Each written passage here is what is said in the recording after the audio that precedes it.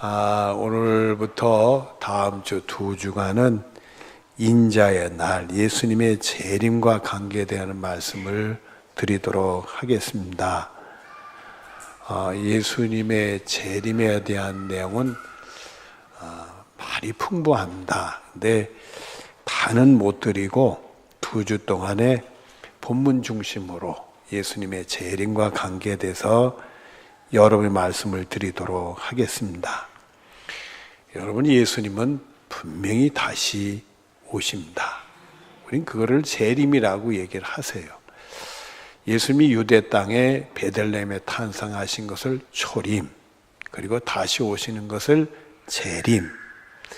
근데 성경에는 그날이 의외로 신속하게 올 것을 말씀을 주십니다. 데살로니가전서 4장 16절 17절에 보면은 주께서 호령과 천사장의 소리와 하늘의 나팔 소리로 친히 하늘로부터 강림하시리니 그리스도 안에서 죽은 자들이 먼저 일어나고, 이렇게 되어 있어요. 그러니까 예수님이 재림하실 때 예수 믿다 죽은 사람들이 무덤 문을 열고 먼저 일어나서 예수님을 맞이하게 된다.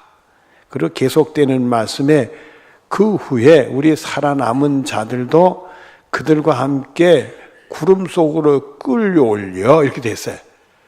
그리고는 그때까지 살아있는 사람들, 예수 믿는 사람들이 또 예수님을 영접하게 되는데 공중에서 주를 영접하게 하시리니 그리하여 우리가 항상 주와 함께 있으리라. 그래서는 공중에서 예수님을 영접해서 예수님과 함께하게 된다. 로마서 6장 23절에 보면 죄의 싹은 사망이요 하나님의 은사는 그리스도 예수 우리 주 안에 있는 영생이니라.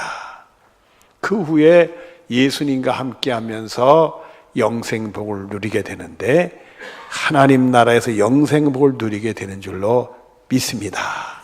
그러니까 예수님을 믿는 것은 참 잘한 거고요. 우리가 예수님을 믿되 잘 믿어가지고 그날 예수님 영접하고 하늘나라에서 영생복을 누리는 우리 모두가 되어지기를 바랍니다.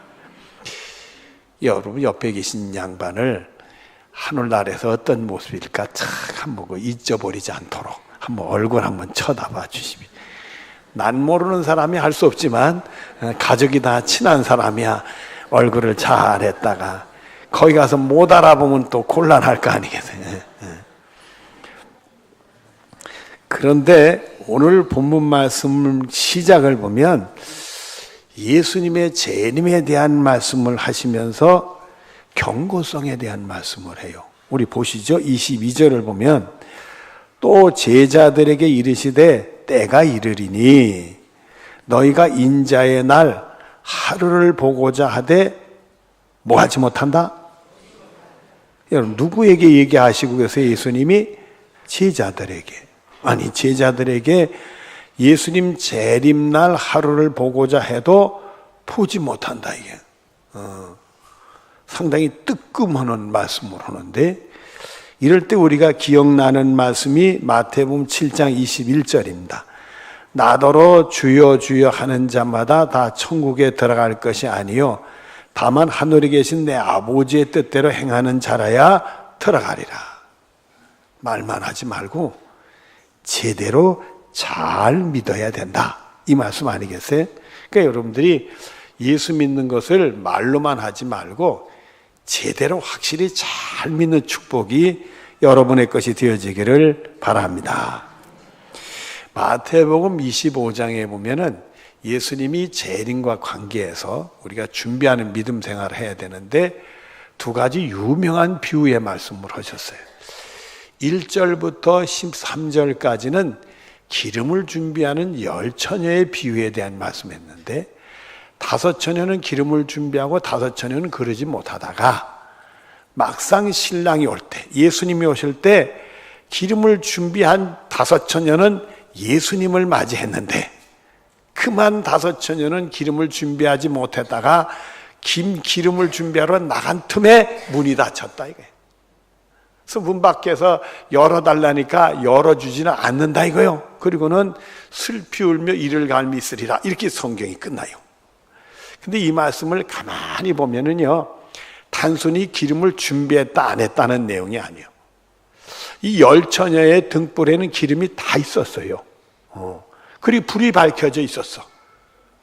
근데 신랑이 올 때, 예수님이 올 때 다섯 처녀는 기름을 충분하게 준비해서 그때도 기름이 있었다 이거야. 근데 이 다섯 처녀는 그만 신랑이 오는 순간에 기름이 떨어졌다 이게. 기름이 있었으니까 이거까지 충분하겠지 방심하다가 기름이 떨어졌다 이거야. 그러니까 이 말씀은 우리가 이 준비하는 믿음 생활이 신앙 생활을 충만하게 해야지 됐거니 하다 방심하다가 큰일 난다.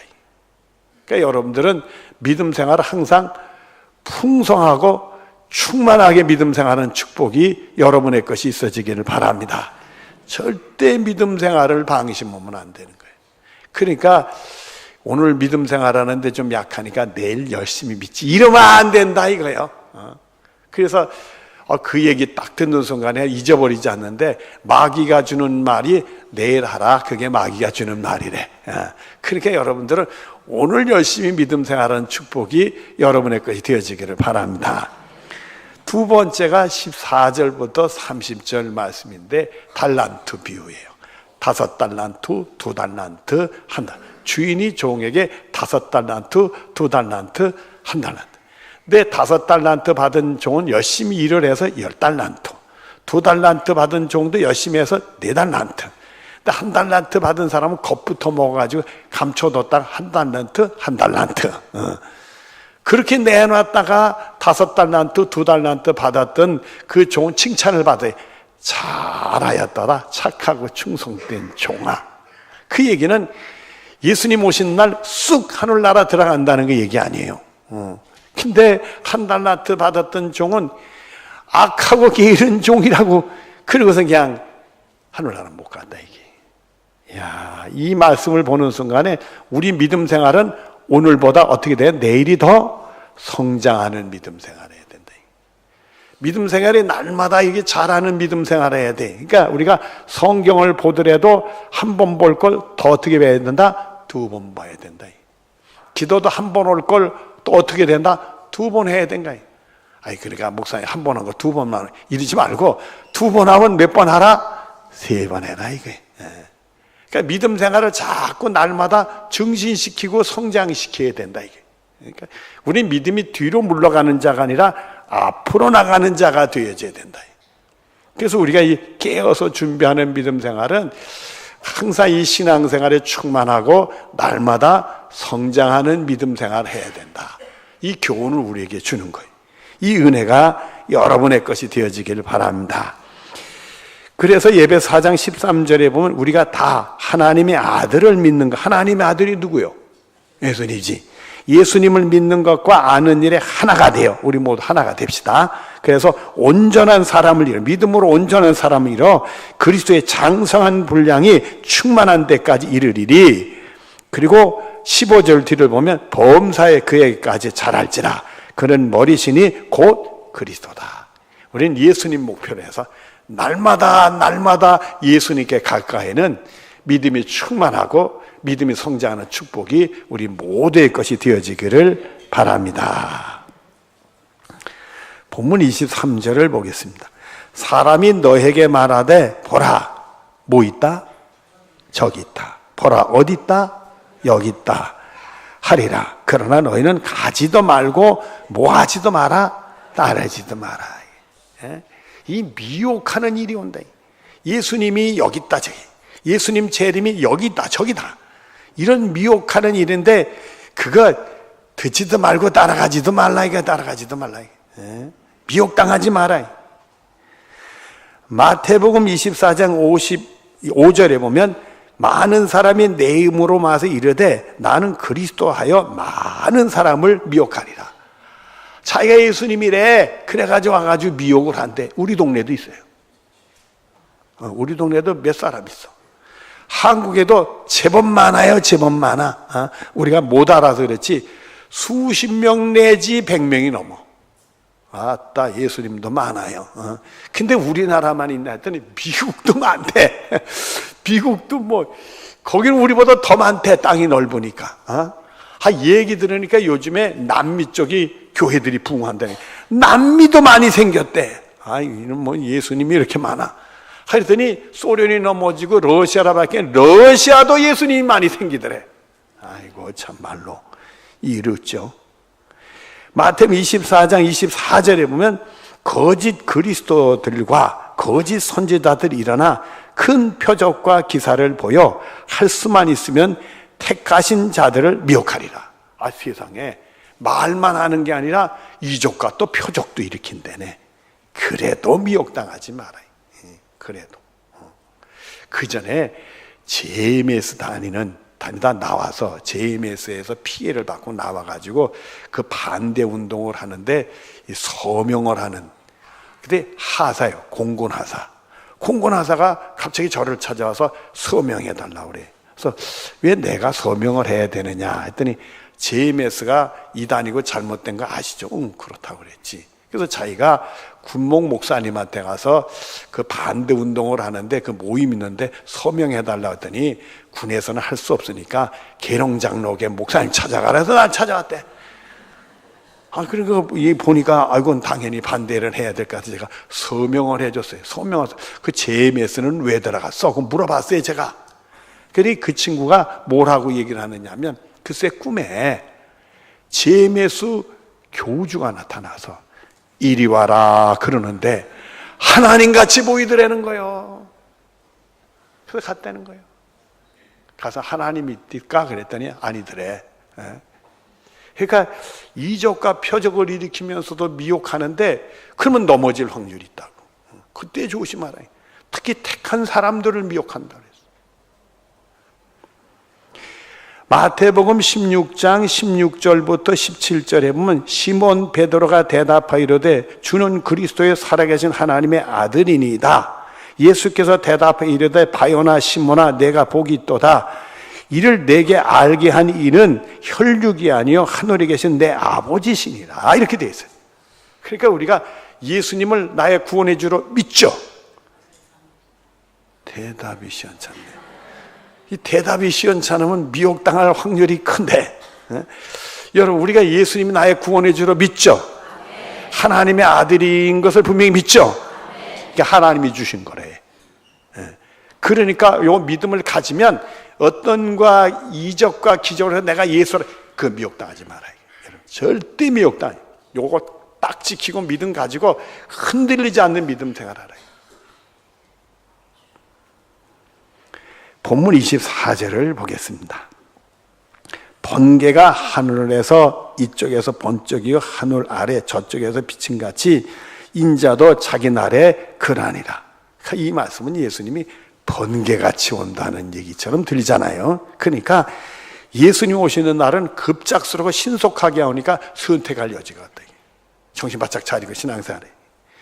그래서 마가복음 13장 33절 뒤로 보면 깨어있어. 그때가 언제인지 알지 못한 영적으로 깨어있어요. 믿음 생활에 깨어있어야 되고, 베드로전서 4장 7절 뒤로 보면 너희는 정신을 차리고 근신하여 기도하라.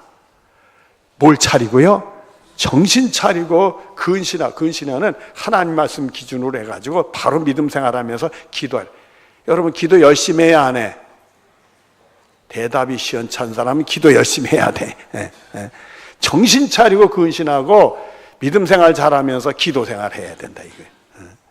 계시록 16장 15절에 보면 보라 내가 도둑같이 오리니 누구든지 깨어 자기 옷을 지켜 벌거벗지 아니하며 자기의 부끄러움을 보이지 아니하는 자는 복이 있다.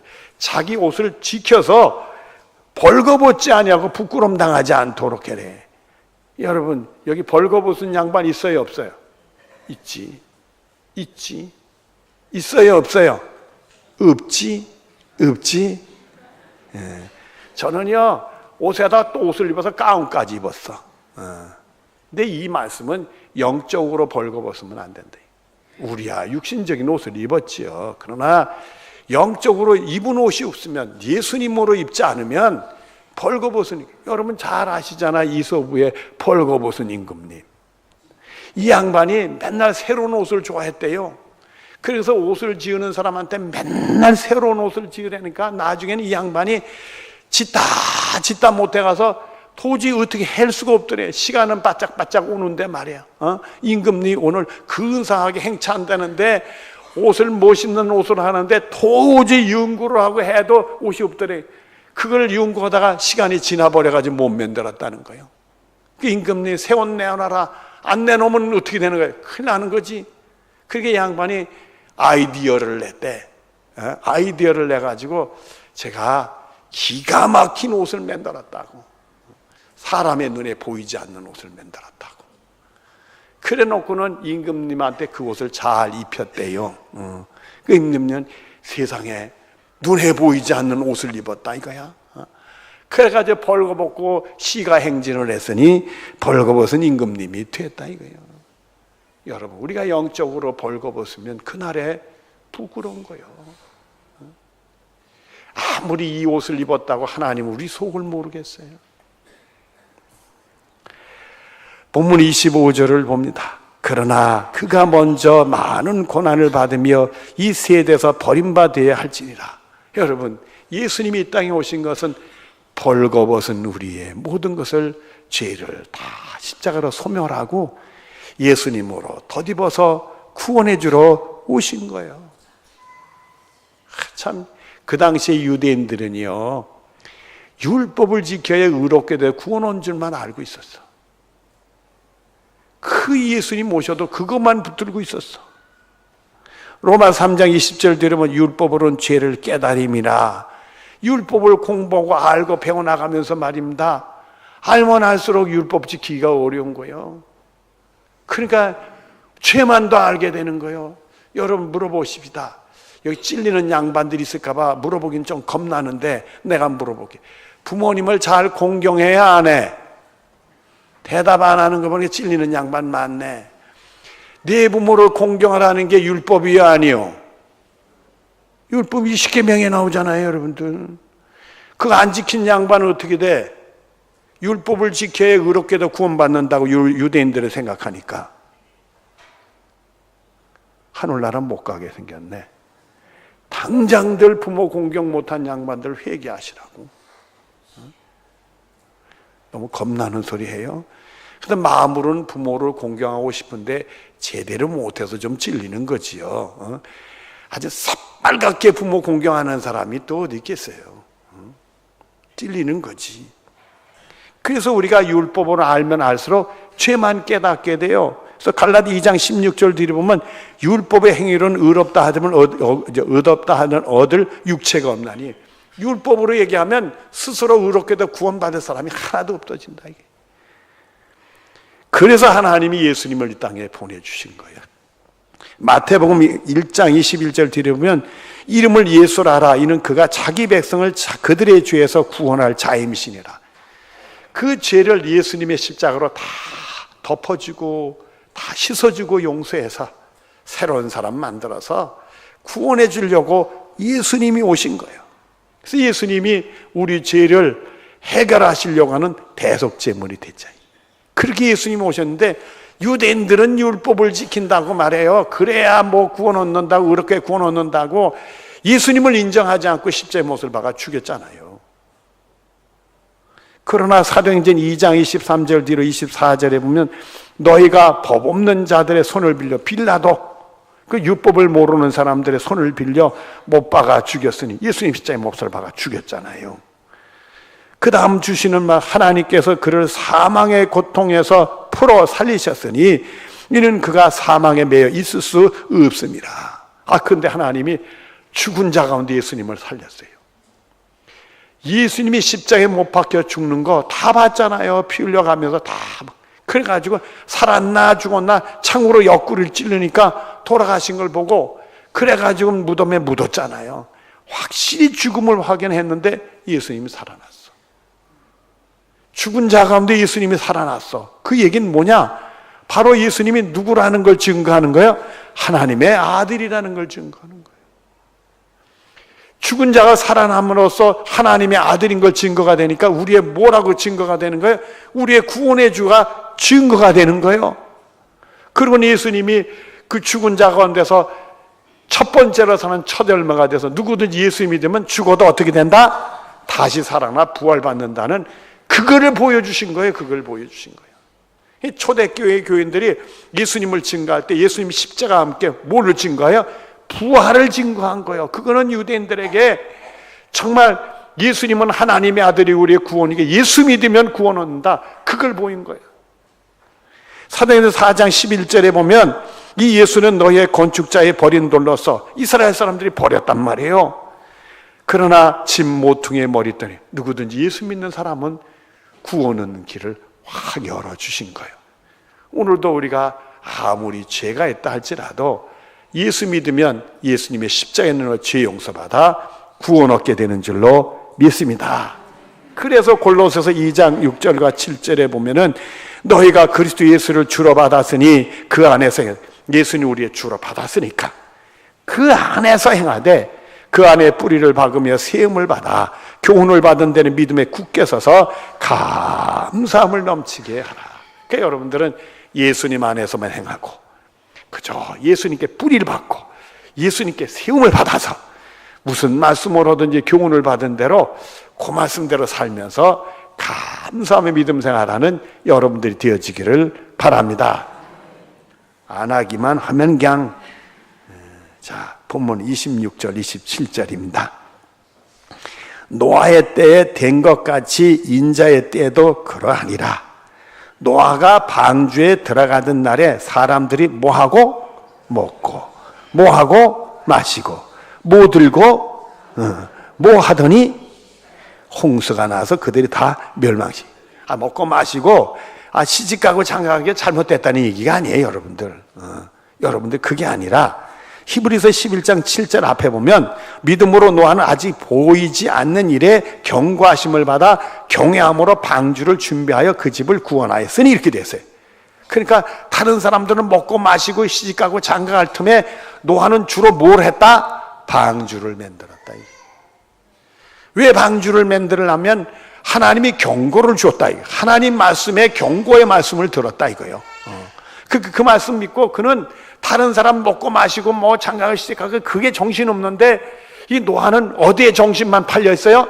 방주 만드는 데 정신 팔렸다 이게. 하나님 말씀대로 사는 데 정신이 팔렸다 이게. 먹고 마시고 시집가고 그거 하지 말라는 얘기가 아니라 이 마음 중심이 어디 있느냐 이게. 하나님 말씀 듣고 그 말씀대로 순종하는 게 그게 중요하다. 여러분들 노아가 120년 동안 방주 만들 때 얼마나 고생이 많았겠어요. 얼마나 유혹이 많았겠어요. 그걸 다 물리치고 하나님 말씀 붙들고 그 말씀대로 사는데 그런 관심이 많았다. 그러니까 여러분들도요 하나님 말씀 듣고 하나님 말씀 들어 사는데 뭐가 많아야 된다? 관심이 많아야 된다. 근데 어찌 머리를 끄떡거리지 않는가? 자, 또 한번 봅시다. 28절 29절을 봅니다. 또 롯의 때와 같으리니 사람들이 먹고 마시고 여기도 또 나오네. 뭐하고 그 다음에 사고팔 장사를 또 한다네. 그 다음에 뭐하고 뭐 짓더니 심고 농사도 하고 집도 짓는데 롯이 소돔에 나가던 날에 하늘로부터 불과 유황이 비오듯 하여 그들을 멸망시켰느니라 이렇게 됐어요. 근데 여러분 롯이 소돔에서 나가던 날 누가 나가라 그랬어요? 누가 나가라 해서 롯보다 하나님이 사자를 보내서 사자들이 나가라 그랬어요. 결국 하나님이 나가라는 말씀 듣고 나갔어. 그렇죠? 그때 먹고 마시고 사고 팔고 신고 집을 짓던 사람들이 폭삭망했지. 그게 잘못됐다는 게 아니라 롯은 누구 얘기 듣고 뭐 하는 거고 있어요? 하나님 말씀 듣고 하나님 말씀에 순종하는데 그게 중심이었다는 거예요. 여러분들은 하나님 말씀 듣고 하나님 말씀대로 사는 여러분들 되어지기를 바랍니다. 이제 말씀을 정리합니다. 예수님은 분명히 다시 오십니다. 그날은 심판날이 되는데 우리에겐 구원이 되는 복이 있게 될 줄로 믿습니다. 그래서 우리가 믿음 생활 잘해야 돼요. 계속 제대로 믿음 생활 해야 된단 말이에요. 바른 믿음 생활 해야 된다는 거예요. 예수님은 나의 구원의 주로 확실히 믿고 예수님은 나의 구주여 살아계신 하나님의 아들입니다. 이 베드로의 고백한 것 딱 잡고 어떤 미혹이 오더라도 흔들리지 말라. 그걸 잃어버리지 말라. 그리고는 무슨 말씀을 주시든지 간에 그 말씀을 마음에 담고 그 말씀대로 순종하는 걸 우선순위로 하라. 다른 것보다. 그래서 여러분들이 정말 나중 영광에 승리하는 축복이 여러분의 것이 되어지기를 바랍니다. 기도하겠습니다. 사랑이 많으신 하나님 감사합니다. 은혜 중에 정말 말씀을 통해 우리가 준비된 믿음, 잘 예수 믿는 믿음, 그날에 승리하는 믿음에 대한 말씀을 서로 나눴습니다. 예수님은 분명히 확실히 오십니다. 그날이 심판날이지만 우리는 구원의 날입니다. 주여 준비된 믿음 생활하게 하여 주시옵소서. 깨어있는 믿음 생활하게 하여 주시옵소서. 예수님 확실히 믿고 흔들리지 않게 하시고 주님이 무슨 말씀하든지 간에 그대로 순종할 수 있는 우리 모두들이 되게 하여 주시옵소서. 예수님의 이름으로 기도드리옵나이다. 아멘.